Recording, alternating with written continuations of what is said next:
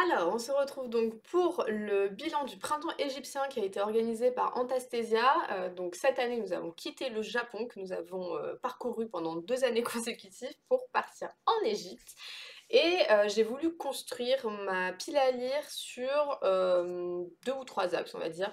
J'ai voulu choisir donc des auteurs égyptiens emblématiques, j'ai voulu choisir des autrices féministes égyptiennes et également des auteurs d'expression française ou alors qui ne sont pas égyptiens mais qui ont parlé sur l'Égypte. Donc j'ai vraiment voulu voir plein de choses, être sûre de m'ouvrir à beaucoup d'options là-dessus. Donc je suis assez contente, j'avais trouvé une belle sélection par rapport à ça. Je n'ai pas tout lu, vous allez voir, parce que c'était assez compliqué pour moi ces derniers mois de me concentrer sur la lecture pour plein de raisons, mais je suis quand même assez contente. Alors le premier que je voulais absolument lire, c'était un Nawal El Saadawi. Depuis le temps que Antestesa nous en parle, c'était sûr et certain. Le plus facile d'accès, c'était Ferdaous, Une voix en enfer, que nous avons été beaucoup à lire et que j'ai adoré. C'était vraiment un coup de cœur. Alors c'est un livre qui n'est pas facile à lire. On est sur la condamnation à mort d'une femme. Voilà qu'on va suivre, on va suivre son récit en fait. Là, elle est incarcérée au Caire et on va suivre son récit. C'est vraiment dur à lire, mais c'est très important. Je vais juste citer une petite, la quatrième de couverture, un petit passage. J'ai tué en révélant la vérité, non en me servant d'un couteau. Ils n'ont pas peur du couteau, c'est la vérité qui les terrifie. Cette foi en la vérité est pour moi comme une braise qui me donne une force terrible. Elle me pousse à ne pas craindre la mort, à ne craindre ni la vie, ni la faim, ni le froid, ni le néant. Donc on est vraiment sur un personnage, sur une personne qui a une énorme force intérieure et quand on est, je pense, dans un pays qui oppresse des minorités, on ne craint plus rien en fait. On puise tellement dans ce désespoir, dans ce qu'on croit juste que on en devient presque un personnage mythique et une lueur pour beaucoup de personnes. Donc voilà, Ferdaous, Une voix en enfer, une obligation à lire dans sa vie, c'était juste incroyable. En termes d'autrice, j'avais également voulu lire Doria Shafik, si je dis pas de bêtises. C'est ça, mais je ne l'ai pas trouvée. Je voulais la lire avec Esclave Sultan. Je l'avais commandé, mais il n'était plus dispo. Il faut que je le commande directement auprès de l'éditeur. Mais c'est vrai que les frais de port étaient un peu élevés, donc je vais voir si je cumule pas avec d'autres choses. En tout cas, ce sera lu, c'est sûr. Ça me donnait vraiment beaucoup envie. Sinon, en termes de femmes, j'ai choisi une autrice qui n'est pas égyptienne, mais qui est une égyptologue, Isha Schwaller Delubix, avec Erbak Poachiche. C'est un roman d'apprentissage qui va suivre un jeune garçon dans l'Antiquité égyptienne. C'est pas daté, mais on est dans l'Antiquité égyptienne. Bon, comme c'est très vaste, voilà, ça veut dire ce que ça veut dire. En tout cas, on va le suivre dans ses premières aventures, dans sa vie quotidienne. On est sur un garçon qui se questionne beaucoup, qui est très curieux et qui veut comprendre tout ce qui l'entoure en fait. Il n'est pas décidé, il ne veut pas se limiter à sa condition en fait sociale, il veut pas accepter le destin qu'on a prescrit pour lui. Donc voilà, il veut s'ouvrir vraiment à plein de choses, il veut apprendre, il a cette soif de connaissances et donc ça va nous permettre de découvrir beaucoup de choses, tant sur l'agriculture, comment ça se passait à cette époque-là, l'élevage, la pêche, on va voir aussi comment étaient faites les maisons, comment sont construits les temples, voilà, vraiment beaucoup de choses. Donc ça c'est la première partie et il y a une suite à cet ouvrage-ci qui est Airbag disciple, et là on va vraiment le suivre quand il va entrer dans le temple et qui va suivre sa formation au temple. En tout cas, celui-ci, j'ai beaucoup aimé. C'est très dense, vous voyez quand même l'épaisseur de l'ouvrage. Il fait plus de 500 pages, mais ça se lit vraiment très bien. Le personnage est très agréable.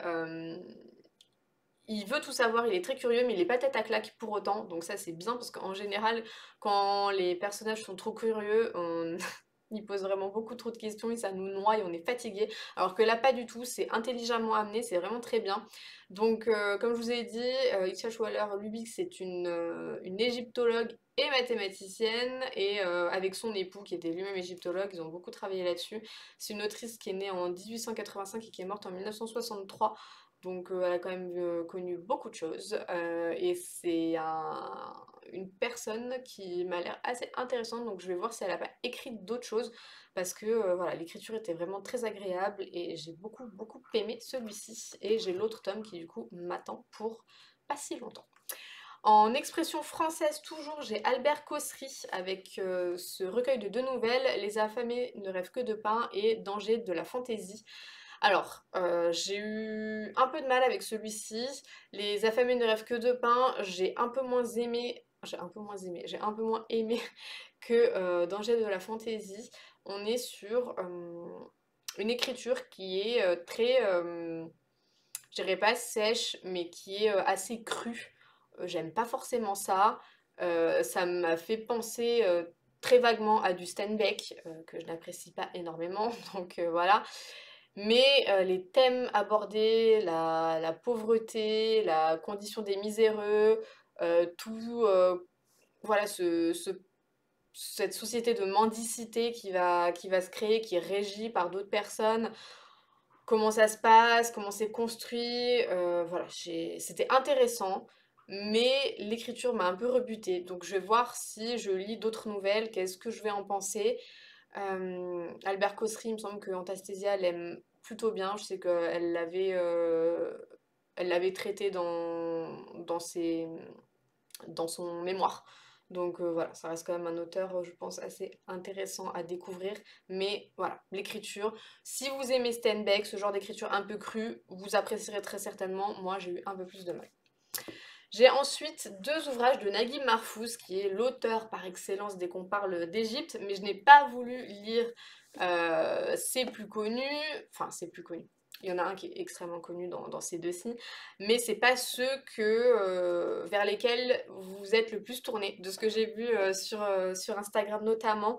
Je n'ai pas lu Les Fils de la Médina, qui était celui en lecture commune, parce qu'il était quand même assez imposant, et j'avais beaucoup de livres à lire pour le Shiny Spring Challenge, et je savais que j'aurais pas le temps pour lire ça, et il y en avait 2 autres qui me faisaient plus envie, donc c'est pour ça que j'ai choisi ces autres options. J'ai d'abord lu Akhenaton, le renégat. Alors Akhenaton, c'est une figure historique qui m'intéresse beaucoup, qui me fascine depuis très très longtemps.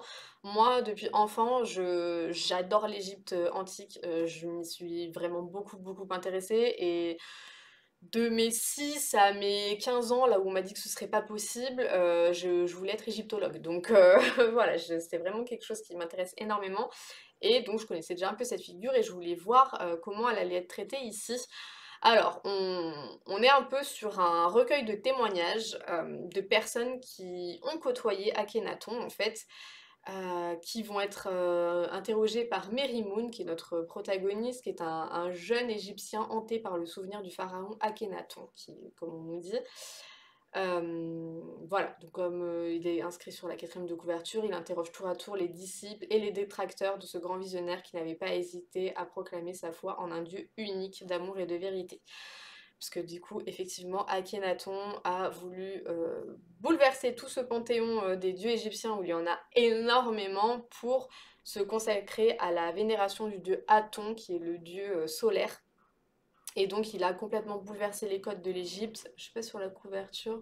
On voit, elle a été un peu mal choisie cette couverture parce qu'ils auraient quand même pu mettre quelque chose de esthétiquement représentatif de la période parce que même en termes de représentation, tout a énormément changé, l'esthétisme a été radicalement bouleversé, ça n'a plus rien à voir avec ce qui a été fait avant et personne ne va le reprendre après. Il y a vraiment une période, Akhenaton a tout bouleversé et son fils n'a pas du tout suivi. Donc voilà, c'est très intéressant dans l'histoire égyptienne, il y a encore beaucoup de zones d'ombre là-dessus, c'est vraiment fascinant. Mais là, on digresse un peu. Cet ouvrage, donc, qu'en ai-je pensé? J'ai été un peu en demi-teinte pour moi. Et ça va un peu se retrouver dans l'autre ouvrage de Naguib Mahfouz, donc il faut que j'en lise d'autres pour me faire vraiment une idée assez définitive. J'ai comme c'est un livre d'entretien, on n'est pas sur une histoire extrêmement construite, il faut le prendre comme c'est. J'ai bien aimé la manière dont ça a été construit. On suit quand même relativement bien l'idée et on voit que une personne ne déclenche pas les mêmes émotions, les mêmes souvenirs. Enfin voilà, chacun a vraiment une représentation différente de la personne en question. quand bien même ils étaient proches de lui ou autre, chacun a vraiment sa vision différente. Et par contre, l'image des femmes est vraiment pas top. Donc ça, je sais pas si Naguib Mahfouz a construit ça parce que ça a été une représentation antique de la femme ou si c'est quelque chose que lui-même, je dirais pas soutient parce que ce serait un peu fort, mais que pour lui, c'est à peu près normal et ça passe toujours. Alors je voulais voir un peu dans sa bibliographie à quel niveau se situait cet ouvrage-ci et c'est quand même assez tard dans sa vie d'écrivain, parce que ça pourrait être des écueils de romans un peu antérieurs à ce qu'il peut faire, mais pas du tout. Donc je sais pas quoi en penser par rapport à ça. Et ouais, la figure de Néfertiti, elle en prend vraiment pour son grade. La mère d'Akhenaton aussi, enfin, il n'y a pas vraiment de positif là-dessus. Et pour autant, quand ils vont interroger Néfertiti, bah là, on voit une figure forte et quelqu'un qui se laisse pas marcher dessus. Et du coup, c'est un peu ambivalent. Enfin, c'est pour ça que je sais pas quoi en penser. Je sais pas qu'est-ce qu'il veut nous faire dire de ça.